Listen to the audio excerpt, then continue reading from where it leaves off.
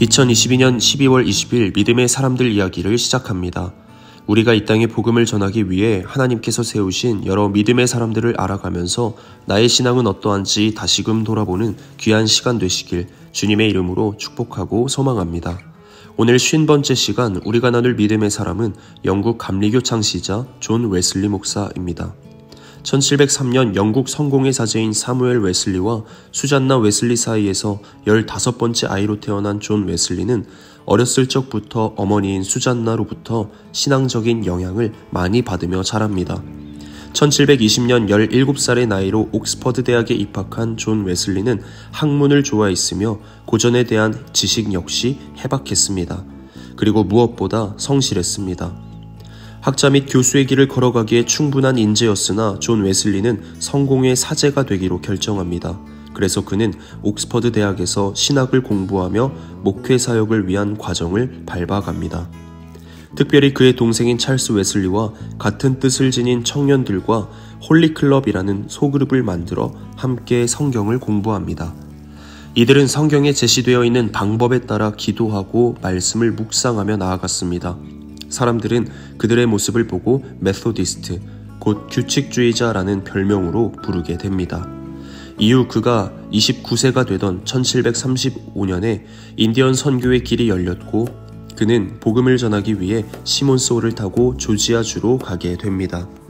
장장 4개월 23일간 계속된 항해에서 거센 폭풍우를 만나 몇 번이나 배가 전복될 위기에 처합니다.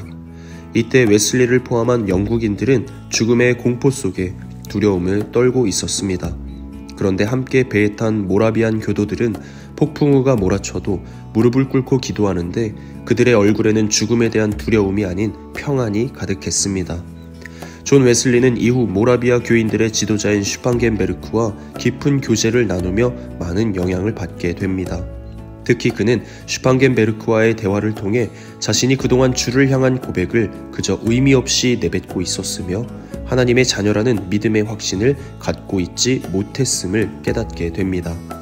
그러다가 1738년 5월 24일 오후 8시 45분에 존 웨슬리는 영국의 올더스게이트가에 있는 모임에서 로마서 주석 서문을 읽다가 마음이 이상하게 뜨거워짐을 느끼게 됩니다. 그는 그 생생한 경험을 일기에 이렇게 기록했습니다. 내 마음이 이상하게 뜨거워짐을 느꼈다. 나는 구원을 받기 위하여 그리스도를, 오로지 그리스도만을 믿는다고 느꼈다. 뿐만 아니라 주께서 내 모든 죄를 씻으시고 나를 죄와 사망의 법에서 구원하셨다는 확신이 생겼다. 네, 이것이 바로 존 웨슬리의 회심입니다.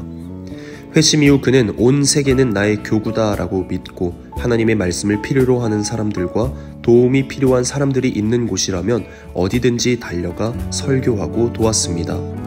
72세의 고령에도 매일 평균 25마일 이상을 말 위에서 책을 들고 선교하다가 1791년 2월 23일 시장가에서 마지막 설교를 하고 3월 2일 88세의 일기로 주님 품에 안기게 됩니다. 로마서 1장 17절에 보면 복음에는 하나님의 의가 나타나서 믿음으로 믿음에 이르게 하나니 기록된 바 오직 의인은 믿음으로 말미암아 살리라 함과 같으니라. 16장으로 이루어진 로마서에서 거듭 강조하는 것은 이신칭의, 즉 죄인인 우리가 의롭다 하심을 얻을 수 있는 것은 율법의 행위가 아닌 오직 믿음이라는 것입니다. 가진 것이 없어도 믿음만 있다면 의롭다 칭함을 받으나 모든 것을 다 가졌다 할지라도 믿음이 없으면 의롭다 함을 받지 못합니다.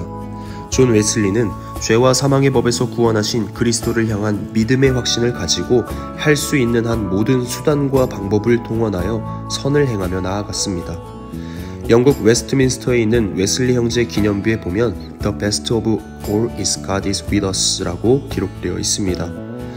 여러분은 죄인인 우리를 구원하신 예수 그리스도를 향한 믿음의 확신을 가지고 계십니까? 그렇다면 감리교 창시자인 존 웨슬리의 정신을 이어받아 내가 할 수 있는 한 모든 수단과 방법을 동원하여 내 이웃을 사랑하고 섬기며 나아가십시오. 우리를 의롭다 하시는 하나님께서 우리와 함께 하신다는 것을 가장 좋은 것으로 여길 줄 아는 진정한 감리교인이 되시기를 주님의 이름으로 축복하고 소망합니다.